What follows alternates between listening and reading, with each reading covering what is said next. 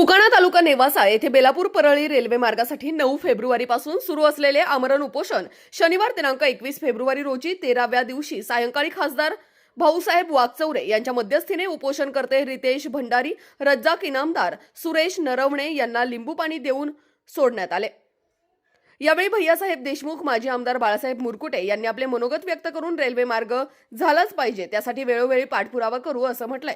उपोषण काळात आमदार विठ्ठलराव लंगे यांनी भेट देऊन हा विषय पालकमंत्री राधाकृष्ण विखे पाटील यांच्या पुढे मांडला। सर्वांच्या समन्वयातून हा प्रश्न सोडवून श्रीरामपूर, नेवासा, शेवगाव, गेवराई, परळी तालुक्यातील जनतेला न्याय द्यावा अशी मागणी उपोषणकर्ते व नागरिकांनी केली।